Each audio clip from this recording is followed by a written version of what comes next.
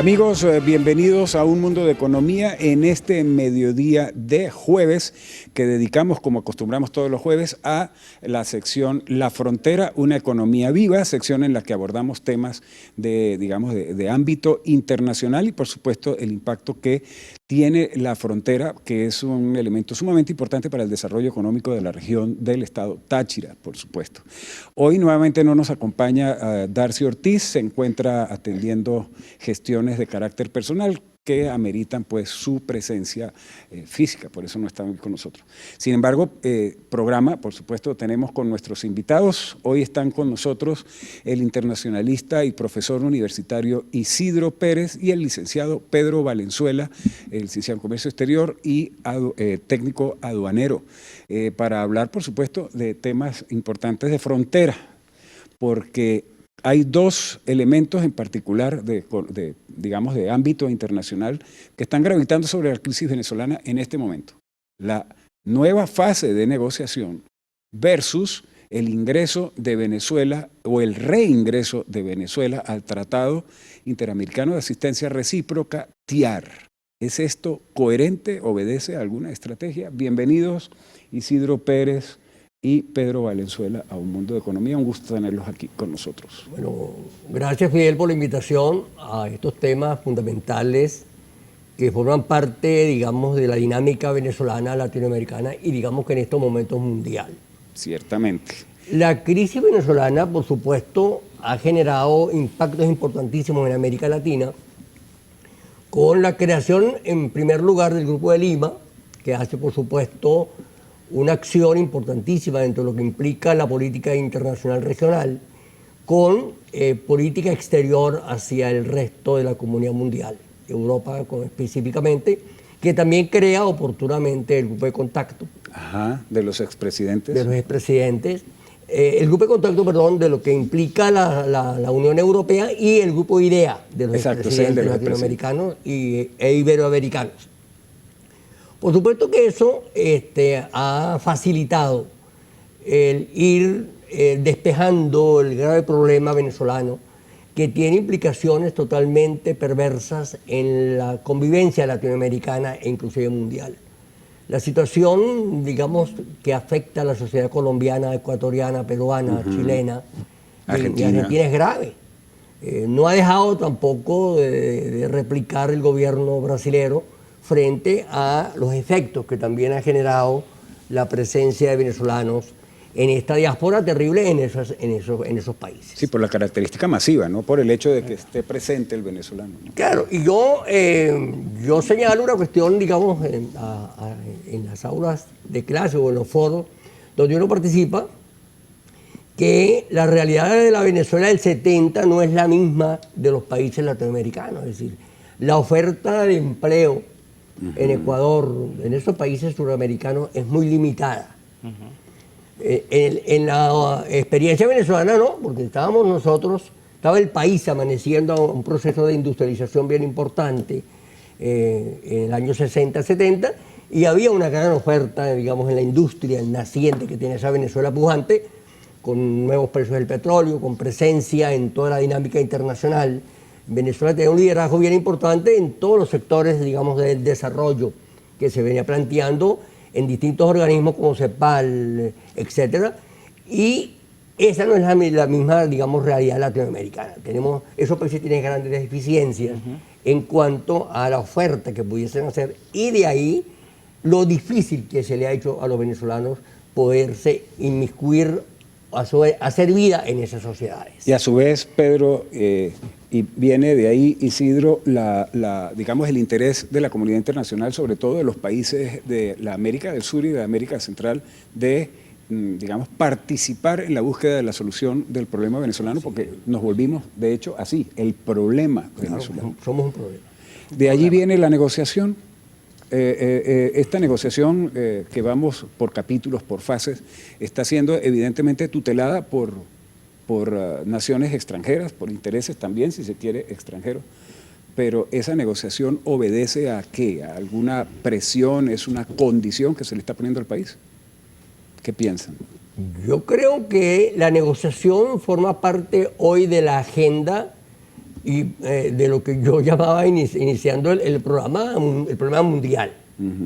Si Venezuela es, digamos, un elemento fundamental, decisivo y decisorio en la toma de decisiones de la diplomacia mundial. Por eso, en la solución del conflicto venezolano, tenemos estos tres grupos importantísimos de negociación, el Grupo de Lima, Contacto e IDEA, y los particulares que no están dentro de esos grupos, como es el caso chino y el caso ruso, ¿no? Sí. Que desde luego están también tomando unas decisiones, digamos, en función de resolver el conflicto. ¿Noruega? ¿Unión Europea está detrás? Noruega es, digamos, la oferta que presenta el Grupo de Contacto, producto de sus negociaciones internas, un poco para resolver la agenda. Eso es importante resaltarlo. No es una posición unilateral, independiente de Noruega de participar en como mediador. Forma parte de la agenda, digamos, diplomática del Grupo de Contacto, que se ve en estos momentos apoyada, esa agenda, por el Grupo de Lima y por la diplomacia americana, en todo caso canadiense, y la presencia del Brasil, que en estos momentos hizo una visita el presidente Bolsonaro al secretario Pompeo, un poco también en la agenda de resolver la problemática venezolana, que para América Latina es fundamental resolver y para el mundo es importante resolver. Sí. Inclusive la OPEP se manifestaba en la última reunión de OPEP la necesidad de resolver el problema porque afecta inclusive los mercados internacionales. Sí. Hay un informe de la CEPAL bien importante, producido hace horas, donde la CEPAL señala que de continuar el problema venezolano, digamos, desarrollándose, desenvolviéndose tan críticamente, los mercados regionales se ven profundamente afectados. Sí. Caso Colombia, caso Ecuador, caso Perú, caso Chile y caso brasileño. Sí, comentábamos en estos días aquí en Un Mundo de Economía que se estaba extendiendo la miseria por el continente impulsada por la situación de Venezuela. Amigos, vamos a hacer un corte y regresamos en algunos segundos con más de Un Mundo de Economía, hoy conversando sobre temas internacionales relacionados, por supuesto, con el contexto de la crisis venezolana a nivel global. Ya venimos.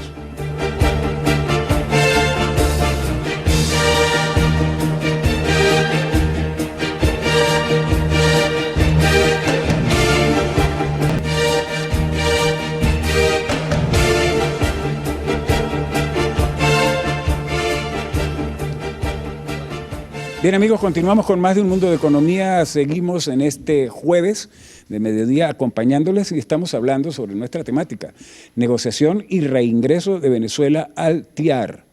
¿Coherencia? Nos preguntamos. Y estamos conversando con Isidro Pérez y Pedro Valenzuela, internacionalista y aduanero, porque vamos a seguir trabajando, por supuesto, esta temática y relacionándola con la frontera, sin lugar a dudas, porque es la temática que acostumbramos los jueves. Isidro, Pedro, a ver, la Asamblea Nacional Venezolana aprobó en segunda discusión hace unos días la reincorporación de Venezuela al Tratado Interamericano de Asistencia Recíproca, TIAR, el cual es, por cierto, desde el punto de vista histórico, el primer tratado defensivo territorial que se desarrolló en el mundo y orientador de otros, como el de la OTAN, por ejemplo, ¿no? Esta decisión de la Asamblea Nacional, autónomamente hablando, ya fue notificada al secretario general de la Organización de Estados Americanos, Luis Almagro. Ya recibió formalmente la carta en cuestión, el documento. Yo creo que es necesario explicarle, amigos, a la audiencia, a nuestra audiencia, qué es el TIAR y qué implicaciones tiene que Venezuela se reincorpore, porque había sido retirada, que se reincorpore a este tratado de defensa. Y si esto está en algún contexto, digamos, coordinado de acción en la búsqueda de la solución del problema Venezuela por la comunidad internacional. Sí, muy bien, Fidel, muy bien planteada la interrogante, digamos, el escenario para explicar esa reinserción de Venezuela en el TIAR. A partir del 2007, el 2013, se inicia en América Latina por parte del presidente Lula de Brasil, los Kirchner en Argentina, Correa en Ecuador, inclusive Bachelet en Chile, un poco menos, pero lo hicieron, los Castro en Cuba, Venezuela con el presidente fallecido, y pues continuó con la presente administración. con el desmantelamiento un poco de lo que yo llamo, o los expertos denominan la doctrina interamericana, que maneja, digamos, que es la filosofía de OEA. Comienza se manifiesta un desmantelamiento de la OEA, entre ellos el retirarse de la Comisión Interamericana de Derechos Humanos, el retirarse, por ejemplo, de incorporarse del TIAR, una serie de manifestaciones que se quisieron hacer a nivel de toda la América Latina. Afortunadamente eso no prosperó.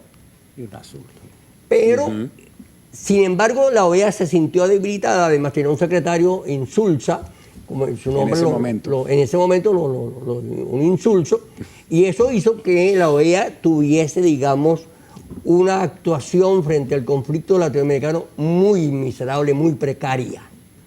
Afortunadamente llega Almagro a la Secretaría de la OEA, a presidir la OEA, y se suceden algunos acontecimientos importantísimos en América Latina, el cambio, por ejemplo, de gobierno en Argentina, el cambio de gobierno en Brasil, el cambio de gobierno en Ecuador, y, digamos, se emiten una política exterior en función de fortalecer la doctrina jurídica interamericana de OEA. Eso le plantea a la Asamblea Nacional la reinserción de Venezuela en el TIAR. El TIAR, como tú muy bien lo decías, es un acuerdo de defensa mutua de los países. Esa es su definición clásica, y así lo dice el texto del TIAR. Entonces, hay una alergia ahora por la presencia de Venezuela, por la nueva presencia de Venezuela en el TIAR, y no es que los gringos, ni los brasileños, ni los colombianos van a llegar aquí a invadir, sino que es un planteamiento de defensa en foco para potencias extranjeras. Aquí exacto, es una persuasión en todo caso. Intervención extracontinental. Extracontinental. No, y es lo que se llama en diplomacia, en política internacional, en los métodos de la política internacional, la persuasión y la disuasión a potencias como sería, vamos a nombrar a China o Rusia. Correcto. Porque no forman parte de lo que se llama también los territorios de influencia de una potencia como son los Estados Unidos, ¿no? Entonces, en alianza con los Estados Unidos, con el Canadá, con todos, digamos, los miembros de OEA, se plantea de nuevo esa resistencia y esa filosofía de defensa, ¿no? Que procura en todo caso evitar la guerra, evitar la confrontación. Por disuasión. Eso es un poco digamos, la intención, la filosofía del TIAR en estos momentos. Ahora yo les pregunto, ¿por qué es visto como algo muy amenazante por parte del gobierno venezolano que anda persiguiendo entonces a los diputados de la Asamblea Nacional que firmaron, que están de acuerdo con que se reactive el TIAR, etcétera, y hay un discurso guerrerista, bueno, eso no es nuevo, pero digamos repotenciado por el tema del TIAR? Bueno, ese es un discurso que obedece, una matriz de opinión que obedece un poco a hacerle la guerra un poco a la Asamblea Nacional, ¿no? Pero como política exterior de la Comisión de Política Exterior de la Asamblea Nacional es un aspecto bastante positivo, no solo para Venezuela, sino para toda la comunidad latinoamericana y para todo lo que implica el continente y la doctrina iberoamericana de la OEA. Desde el punto de vista de la unidad, efectivamente. Sí. Sí, amigos, tenemos que hacer un nuevo corte comercial.